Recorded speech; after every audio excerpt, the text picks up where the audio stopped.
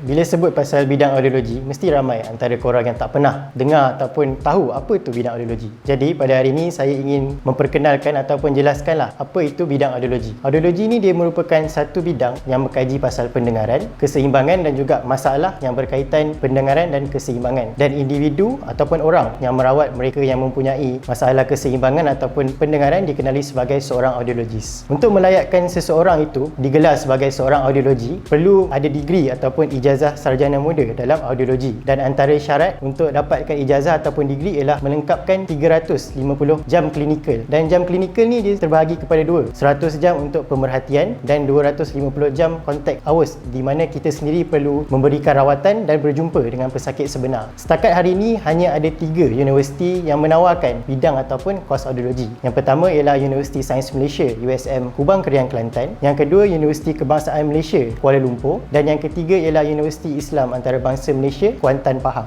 Kalau nak sembang pasal bidang audiologi, tentunya dia ada beberapa tanggapan ataupun misconception lah. Biasa kalau bidang audiologi ni orang akan cakap belajar pasal telinga saja dan pendengaran. Tapi sebenarnya kita belajar lebih daripada itu. Kita orang belajar pasal perkembangan kanak-kanak, masalah pembelajaran dalam kanak-kanak dan juga bahagian otak yang terlibat dalam pendengaran. Sebab pendengaran ni bukan hanya telinga tapi juga bahagian otak. Antara tempat-tempat untuk seseorang yang ada degree audiologi ni bekerja, yang pertama dia boleh memilih untuk bekerja di hospital-hospital kerajaan di bawah seliaan Kementerian Kesihatan Malaysia KKM. Yang kedua, dia boleh bekerja di hearing center ataupun pusat-pusat pendengaran. Hearing center di Malaysia ni dia ibarat cendawan yang tumbuh selepas hujan, sebab banyak sangat company yang menawarkan pemeriksaan kesihatan dan juga rawatan. Yang ketiga ialah anda sebagai seorang degree holder dalam bidang audiologi boleh menjadi guru ataupun pendidik di sekolah-sekolah khas ataupun special school. Bagi mereka yang ada cita-cita untuk jadi seorang ahli akademik ataupun academician, anda boleh melanjutkan pelajaran di peringkat master dan juga PhD. Kalau nak bercakap mengenai perkembangan bidang audiologi di Malaysia, audiologi ni dia bukanlah satu bidang yang baru di Malaysia, tapi perkembangan dia taklah sepesat ataupun sebaik negara maju seperti Amerika Syarikat. Tapi sekarang ni banyak pensyarah, ahli-ahli akademik yang menjalankan kajian ataupun research